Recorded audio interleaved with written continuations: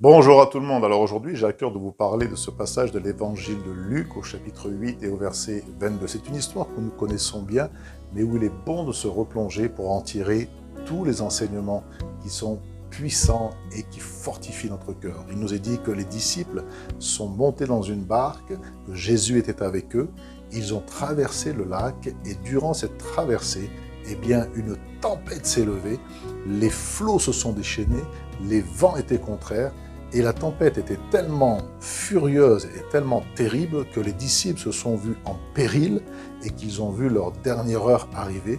Et qu'ont-ils fait? Quand ils ont senti qu'ils étaient arrivés à l'extrémité, à la limite de leurs possibilités, eh bien, ils ont réveillé Jésus dans la barque. Et Jésus s'est donc levé, a menacé les flots, a menacé le vent, et le calme est revenu. Alors, il y a un enseignement merveilleux pour notre vie, pour votre vie.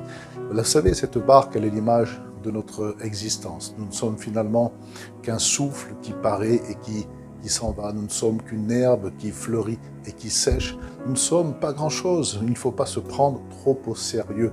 Même si nous possédons les biens et les richesses de ce monde, vous savez que tout cela peut partir très très vite. Et ce voyage que les disciples faisaient symbolise notre existence sur terre. Nous sommes nés un jour et nous partirons un autre jour. Nous avons une date de naissance et nous aurons une date de décès. Nous ne sommes que des voyageurs. Et pendant ce voyage terrestre, pendant que nous sommes dans notre barque, dans notre vie, il peut se lever des tempêtes.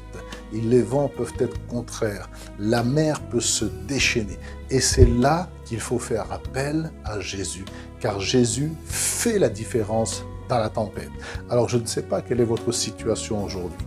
Je ne sais pas quel est le nom de la tempête que vous pouvez traverser.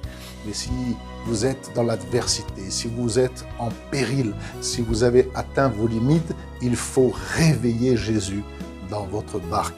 Ne vous tournez pas vers les hommes, ne vous tournez pas vers les sorciers, ne vous tournez pas vers la superstition, ne vous confiez pas dans vos propres moyens parce que tout cela, ça va vous décevoir. Je dirais même, ne vous tournez pas vers le rituel religieux. Ce qu'il faut, c'est un cri du cœur. Vous savez, lorsque les disciples ont réveillé Jésus, c'était le cri qui venait du plus profond de leur cœur. Il n'y avait pas de manière, il n'y avait pas de choses préparées.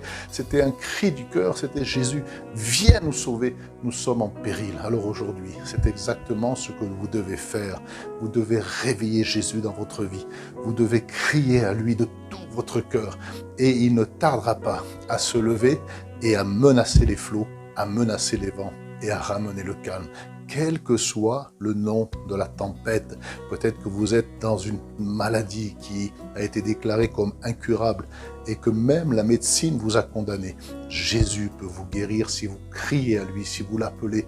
Il a le pouvoir et la puissance de guérir, de sécher tout mal dans votre corps.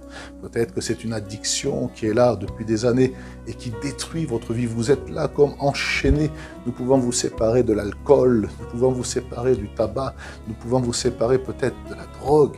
Et vous avez essayé par vos propres forces, mais aujourd'hui vous n'en pouvez plus. Réveiller Jésus dans votre barque. Peut-être que c'est des angoisses, que c'est une tristesse pesante, que c'est des craintes, des frayeurs qui sont là et qui viennent vous saisir, vous envelopper, vous comprimer dans votre âme et que vous n'en pouvez plus et vous n'avez pas de solution. Vous avez pris des antidépresseurs, vous avez demandé conseil à des amis, vous avez tout fait pour vous en sortir et ça ne va pas. Alors réveillez Jésus dans votre vie, criez au Seigneur parce qu'il peut calmer la tempête et il peut ramener le calme. C'est la volonté de Jésus d'agir aujourd'hui en votre faveur. Alors mettez votre foi en pratique, mettez votre foi en pratique par la prière. Et la Bible dit que quand un malheureux crie, quand quelqu'un montre sa foi, alors l'Éternel répond et il le délivre de toutes ses frayeurs. Répétez simplement cette prière qui va être maintenant sur cet écran et dites-le de tout votre cœur. Et je suis convaincu que le Seigneur qui vous aime d'un amour infini, d'un amour éternel, d'un amour si puissant, va venir et va se lever pour calmer la tempête. Que le Seigneur vous bénisse, qu'il vous encourage, qu'il vous fortifie et je vous dis à bientôt pour un prochain moment.